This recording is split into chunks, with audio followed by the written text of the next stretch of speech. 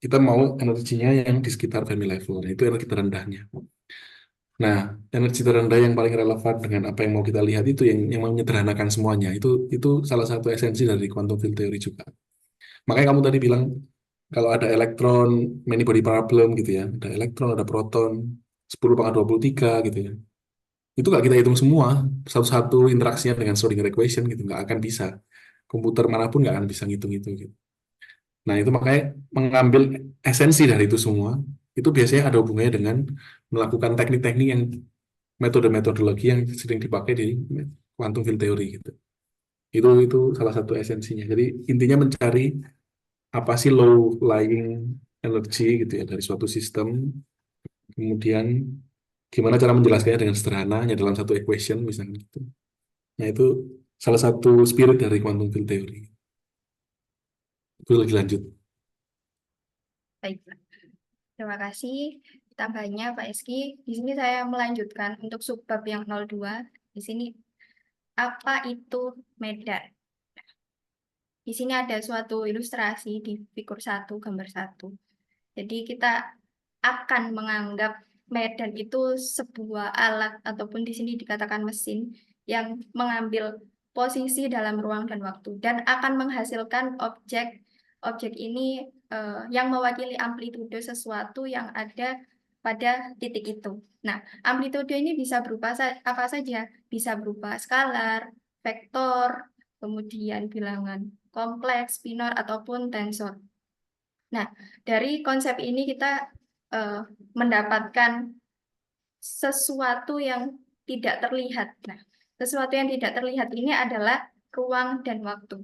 Ini bisa kita telusuri kembali mengenai kasus tentang gravitasi. Karena Kepler dan juga akhirnya sampai adanya hukum Newton. Nah, meskipun di sini eh, dijelaskan bahwa digunakan istilah-istilah ataupun gagasan aksi pada jarak antara dua benda yang saling tarik-menarik. Sebenarnya di sini ada sesuatu yang masih tetap benar-benar misterius. Dinamika fluida Euler ini eh, dikatakan bahwasanya semakin dekat dengan masalah ini, yaitu dengan mempertimbangkan dan menganggap bahwa medan kecepatan yang memodelkan pergerakan fluida atau di dalam titik dalam ruang itu karena adanya pekerjaan yang dilakukan oleh partikel uji di lokasi tertentu atau di posisi tertentu. Nah, kemudian kalau kita ingat ada hukum Faraday. Nah, hukum Faraday ini memahami mengenai adanya gagasan medan listrik ataupun magnet yang menembus ruang dan waktu. Nah, pada gagasan Faraday ini simpelnya yaitu adanya perubahan medan magnet itu sebanding dengan medan listrik yang dibangkitkan. Nah, kemudian ada Maxwell. Maxwell ini memodifikasi idenya Pak Faraday dan medan elektromagnetik. Nah, oleh karena itu, dengan adanya starter pack atau semua perlengkapan itu, maka muncullah teori medan ini. Di sini dikatakan bahwa eh, di fisika klasik kita memahami bahwa gravitasi itu adalah medan dan elektromagnetisme itu juga medan. Dan masing-masing ini dapat dijelaskan dengan persamaan yang mengatur antara mereka ini. Nah, medan itu dapat berosilasi dalam ruang dan waktu. Nah, dan dengan eksitasi seperti gelombang medan dapat ditemukan. Contohnya yang sangat familiar, sangat terkenal ada gelombang elektromagnetik. Tetapi gelombang gravitasinya ini ternyata masih harus diamati. Nah, di sini kan muncul tanda tanya atau adanya gap antara mekanika kuantum ini ternyata dapat menghilangkan perbedaan apa yang dianggap sebagai objek sebagai gelombang dan objek sebagai partikel. Nah, oleh karena itu, materi itu sendiri adalah eksitasi dari medan kuantum dan medan kuantum inilah yang menggambarkan dari suatu realita atau fenomena yang terjadi. Itu untuk Nah, sebelum lanjut saya tanya dulu, temperatur itu Itu apa? Termasuk apa?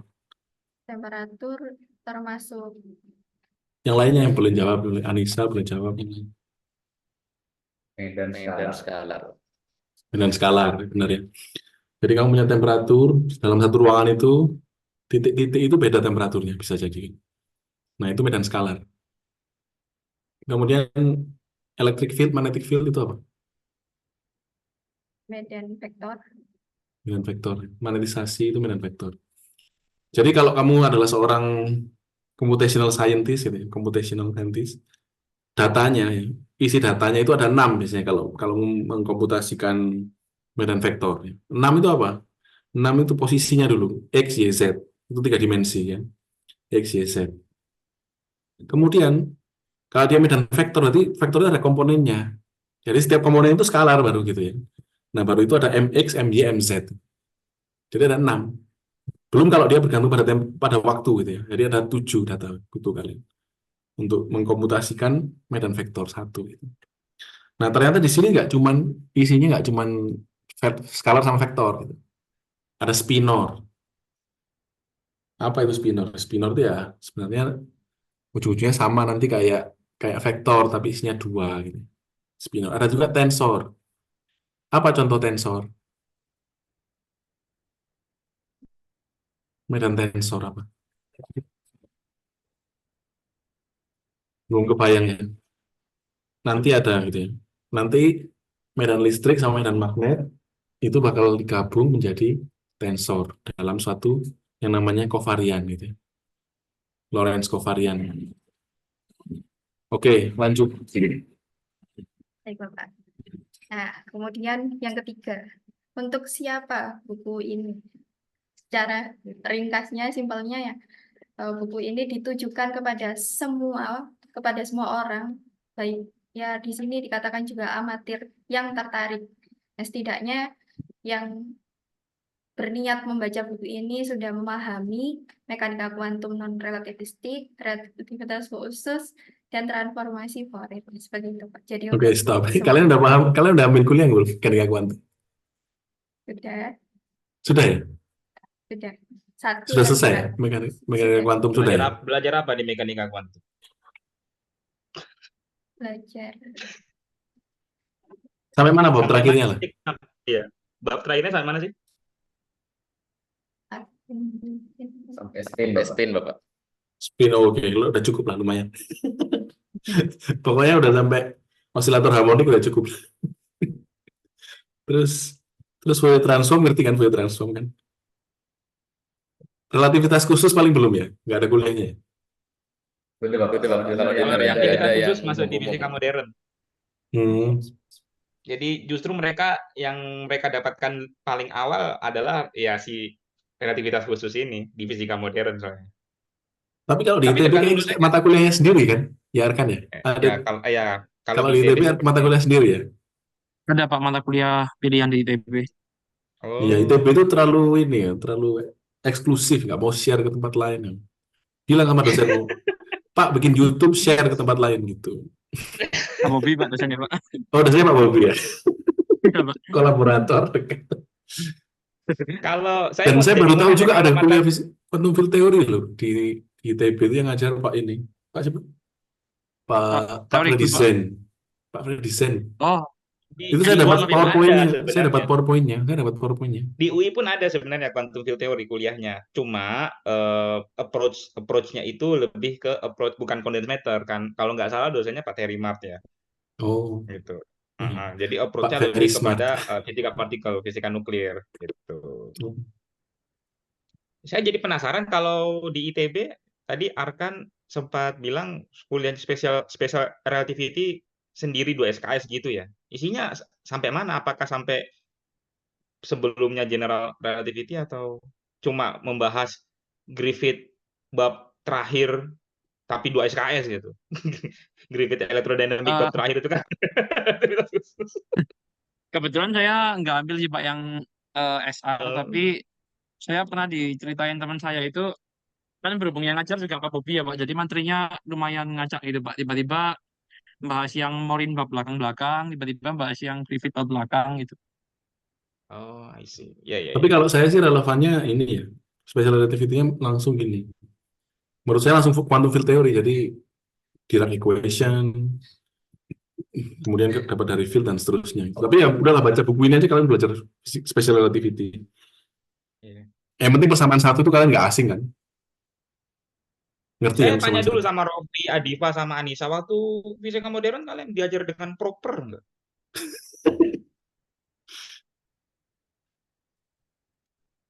Ngaku aja kalian ya. Biar Pak Eski tahu kita tuh bobrok gitu. Kalau persamaan ini langsung dapat Bapak. Jadi kalau dari mana ini ya, kalau saya waktu itu ya nyari dari sumber-sumber lain. Hmm. Jadi di Oh, kelas oke. nggak Ya, nggak oke, good. sebegitu detail juga. Ya, ya, ya, nggak apa-apa sih. Sebenarnya Yang penting susah loh tahu. persamaan special relativity ini, sebenarnya susah. Iya. Ini pun juga sebenarnya hanya transformasi di sumbu X kan ya. Sumbu Y Iya. sama Z-nya kita nggak transformasi. Ya, yang penting tahu matriks transformasinya lah. Ya, diisi sendiri nanti matriks transformasinya. Oke, mungkin bisa dilanjut.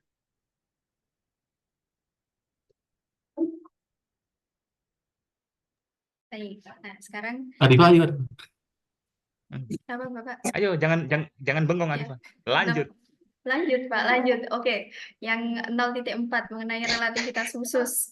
Nah, jadi medan kuantum itu didefinisikan atas ruang dan waktu, sehingga kita memerlukan deskripsi yang tepat mengenai ruang waktu. Nah, kita bisa menggunakan teori relativitas khusus Einstein yang menegaskan bahwa kecepatan cahaya itu sama di setiap kerangka inersianya.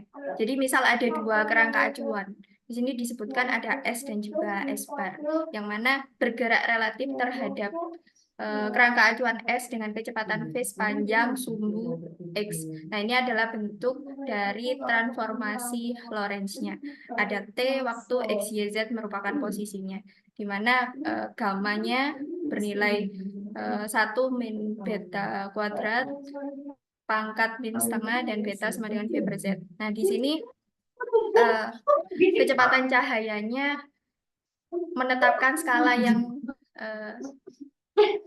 sama untuk di semua kecepatan, atau di set memilih satuan yang sama, yaitu J-nya sebesar 1.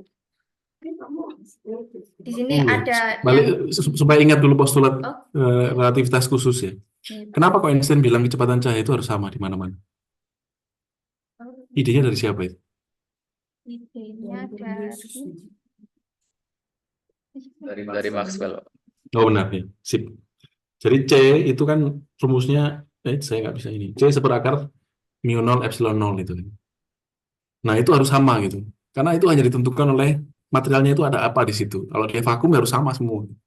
Kalau dia bukan vakum ya yang lain lagi itu. Tapi selama dia vakum, jadi kalau ada mobil memancarkan cahaya dengan kecepatan C, di sini lagi juga melihat dengan kecepatan C, saling maju, nggak boleh kecepatan lebih dari C, karena kecepatan cahaya itu hanya ditentukan oleh mediumnya apa gitu.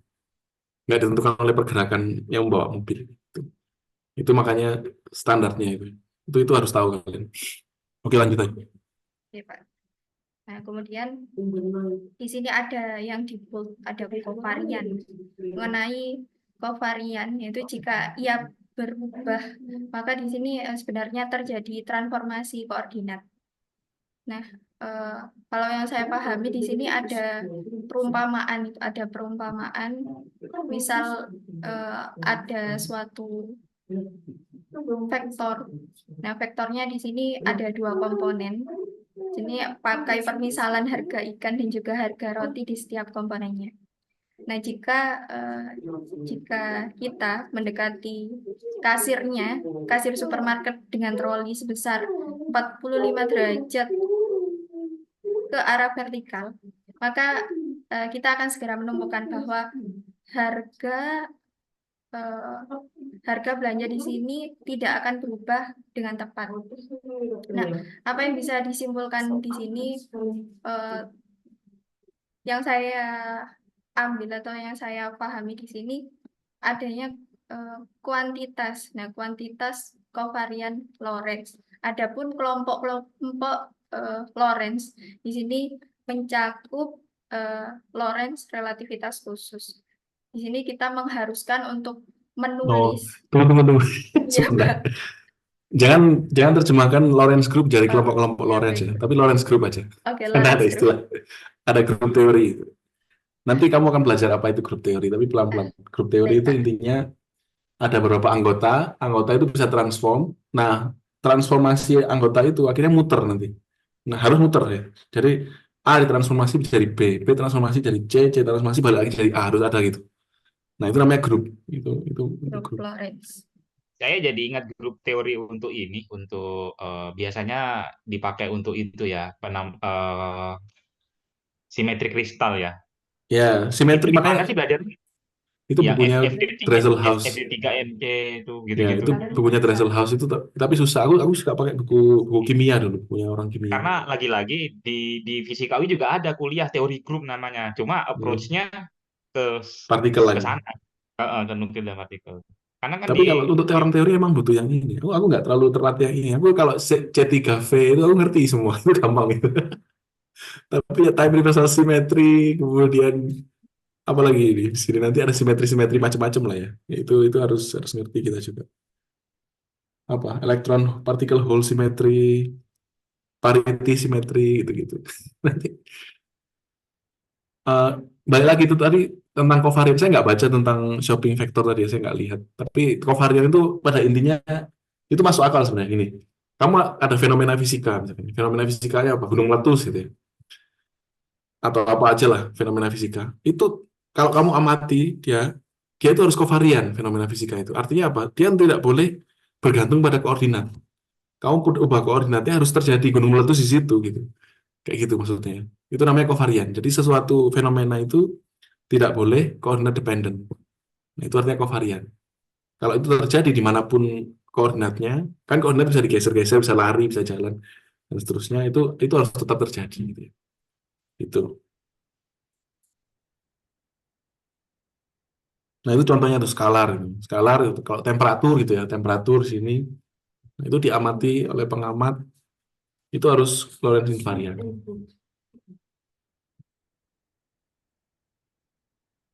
Ya, lanjut. Baik, Pak. Sini saya lanjutkan. Ini ada diperkenalkan lagi, ya, ada skalar, kemudian vektor. Skalar di sini eh, adalah suatu nilai atau angka yang sama di setiap rangka inersianya. Di sini contohnya ada muatan listrik maupun eh, phase mass of a particle, massa diam partikel. Nah, kemudian ada yang kedua vektor. Nah, vektor di sini arah atau bisa dianggap sebagai suatu panah gitu. Nah, misal ada suatu eh, suatu vektor. Vektor ini punya koordinat x, y. Ketika dia diputar, maka komponennya juga akan berubah, tetapi panjang dari si panah kita itu tidak akan berubah. Yang mana panjang vektor ini merupakan skalar. Nah, dalam ruang waktu, vektor ini punya 4 komponen. Di sini disebut sebagai 4 vektor. Nah, 4 vektor ini mewakili satu untuk waktu dan 3 komponen lainnya merupakan ruang. Nah, ini keterangan selanjutnya, yaitu untuk 3 vektor ini ditampilkan dalam tulisan yang cetak miring dan tebal. Ya. Nah, di sini ada komponen 3 vektor atau trivektor ditulis dalam indeks Romawi. Nah, kemudian juga ada yang mewakili dari yang 4 vektor. Di sini ditulis menggunakan indeks Yunani, pakai simbol mu. Sebentar, mungkin kalian bingung ya. Kok bisa, kalian kan mengenal di apa, relativitas khusus itu, apa namanya itu, kalau pengamat maju, bergerak, kemudian dia melihat bendanya makin kecil gitu kan. Benar nggak sih? Ya, Pemuluran panjang ya, mana namanya istilahnya. Kemudian ada dilatasi waktu gitu kan. tidak sesuatu. Kontraksi Ya. panjang Kontraksi panjang dan sama dilatasi waktu. pelebaran sama pelebaran waktu.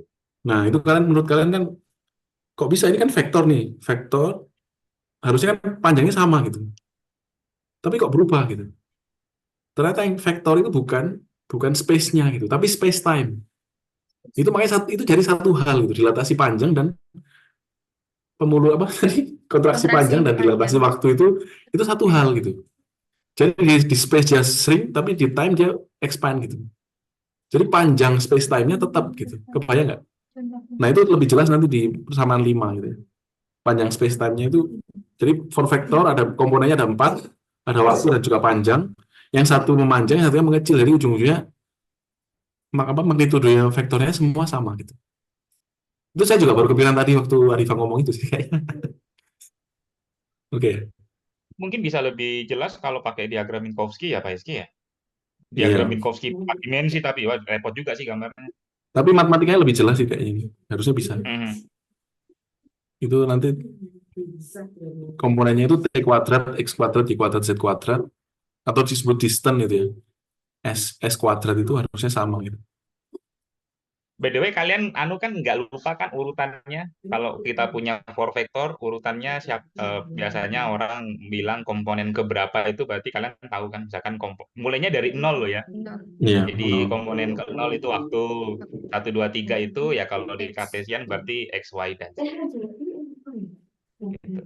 Jadi Apakah kenapa waktu tidak ditaruh di komponen keempat ya mungkin supaya enak aja ininya. eh Perkalian vektornya. Iya, iya. Oke, lanjut. Oke. Nah, baik di sini example-nya saya lewati langsung di sini. Ada transformasi koordinat umum dari satu kerangka inersia dari X Sebentar, pangkat. saya justru mau komen yang nomor 2 ini ya Pak Hersi ya, Pak Hersi ya, operator kotak ya. Biasanya Oh ya, ini ada Lambert ya. kalau ya dalam, jadi Ada Lambert. eh, bagi Adifa, Rofi, Anissa, Akan, dan Inan ini itu biasa dikenal sebagai operator kotak. Itu ada itu example persamaan 19 tuh. Ada ya di assemble ya. Ada Lambertian. Oh, ada kuadratnya tapi kalau ada Lambertian lupa. Ya, jadi kalau makanya saya nggak tahu kalau del kuadrat kan Laplacian kita sebutnya. Nah, kalau ini kotak saya nggak tahu namanya apa kalau tidak di kuadrat. Jadi ini sama dengan operator kotak ya. Kalau kotaknya Ini kuadrat, Nablanya. ini namanya D Alembertian. Ini Dalam D bersihan. Alembertian. Panjang lah namanya lah. Saya kalau sebut. Oke, lanjut. Oke, lanjut. Saya cuma punya waktu 15 menit lagi kayaknya. Harus Wah. berangkat anak. Go. Nggak apa-apa sih. Oke. Atau kalau nggak selesai, dilanjut lagi minggu depan gitu. Oh, minggu depan. Oh, minggu depan mereka off dulu Pak Oh ya, lupa, saya Membela, lupa. 2 minggu lagi. membela tim nasional. Kalender FIFA soalnya. Membela Jadi klub harus kampus. melepas. Klub harus melepas. Liga 1 ya, Liga 1. Kan nasional. Iya benar. Boleh saya lanjut? Iya, nggak apa-apa. Boleh. Baik, di sini ada dua. Di sini dikatakan bahwa ada kontravarian dan juga ada kovarian. Nah, untuk yang atas ini merupakan yang kontravarian, yang persamaan nomor 3, dan persamaan yang keempat adalah yang kovarian. Dikatakan Tahu bahwa bedanya ya? beda karena untuk yang kontravarian, nah di sini Ya, mu-nya ada di atas pokoknya. ya mu-nya ada di Ya. atas, kalau yang kovarian ada di bawah. Dengan adanya mu ini juga mengindikasikan bahwa di sini adanya konvensi penyumlahan Einstein atau Einstein summation convention.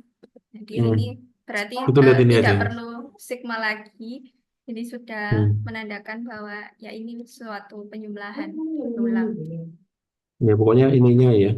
Jadi kalau lihat ruas kiri itu indeksnya apa gitu ya. Nah, sorry, saya nggak bisa hapus. Kalau di ruas kanan indeksnya ada 2, mu sama nu berarti harus jumlah nu-nya gitu. Itu summation convention. Oke, lanjut. Nah, dari yang persamaan transformasi Lorentz yang di sini bisa diubah dalam bentuk matriks seperti ini. Nah, untuk simpelnya bisa dituliskan dalam X bar pangkat mu sama dengan lambda besar pangkat mu nu X pangkat nu. Nah, di sini dia indeks atas atau upstairs. Untuk yang bentuk momentumnya juga sama, hampir mirip. Nah, eh, nah di sini ada Tadi momentum tadi momentum komponen ke nol apa? momentum komponen ke nol per C, Pak. Ya energi. C-nya 1 ya. Pokoknya energi. Terus kalau momentumnya berarti PX, PY, PZ.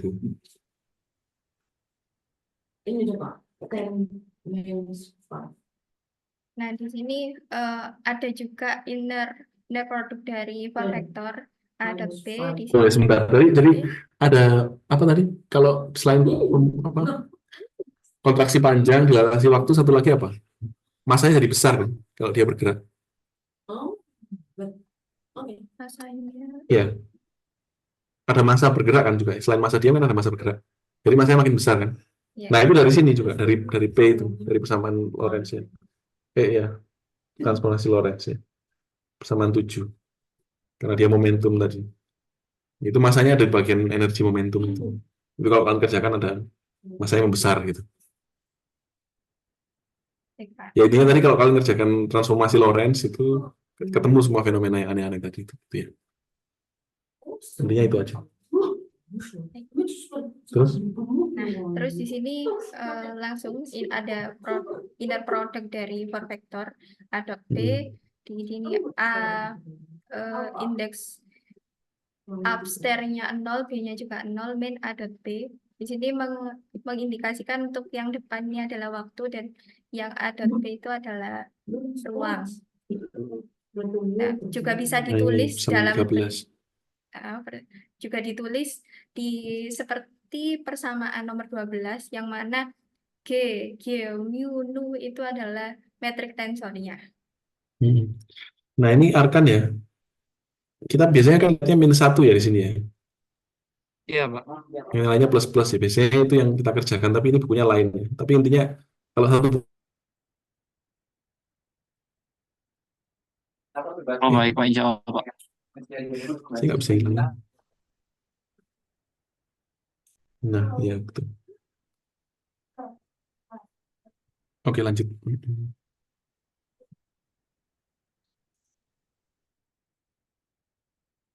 Nah, di sini juga bisa bisa kita menurunkan maupun ada indeks yang di bawah, di atas bisa kita ubah seperti persamaan 15 dan 16. Nah, terus saya kalau tanya, berapakah magnitudo dari space-time? Dari space Tadi kan space-time ada 4 kan? 4 vektor kan? Apa 4 komponen ya? T, X, Y, Z ya? Nah, magnitudonya berapa?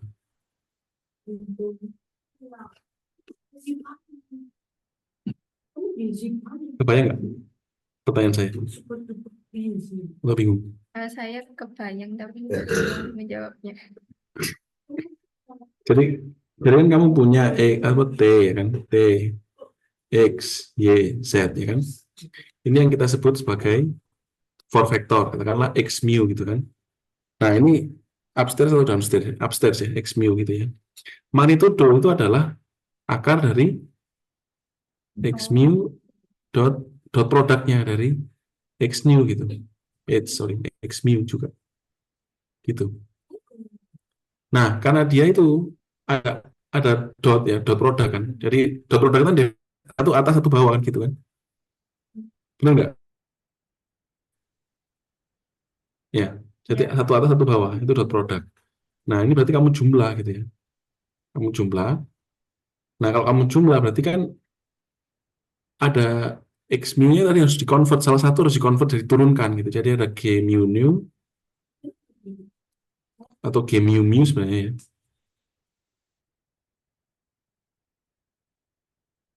Kelihatan bahwa bawah T kuadrat dikurangi X kuadrat tambah Y kuadrat tambah Z kuadrat. Ini akar. Nah, ini adalah besarnya metrik ini yang disebut sebagai ds kuadrat. Atau S kuadrat, sorry. Ada satu panjang nih. Ini S kuadrat ya, bukan pakai ds. Nah, tapi nanti ada juga yang namanya Sudah ds S ya, kuadrat. kalau sudah diakarkan mungkin sudah S ya. Oh, sorry, benar. Ya. Kemudian ada yang namanya atau ds kuadrat ya. ds kuadrat itu adalah dt kuadrat minus dx kuadrat minus dy kuadrat minus dz kuadrat. Ini adalah yang disebut sebagai magnitudo dari space-time. Nah, itu yang harus konstan. Itu yang harus Lorentz invariant. Entah itu dia bergerak atau enggak. Jarak antara. Terus nanti ada proper time, nantilah itu. Close meter, meter. Gitu. Oke, lanjut. Nah, ini akhir. Nah, untuk melengkapi pembahasan ini juga bisa mendefinisikan adanya tensor umum, tensor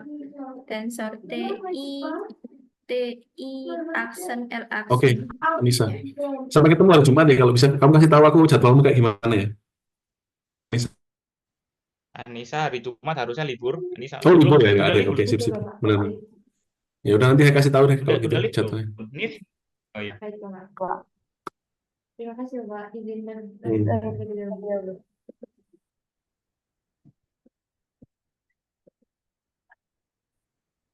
Pak, saya lanjutkan. Nah, di sini berarti kalau tensornya seperti ini masuk ke kontravarian.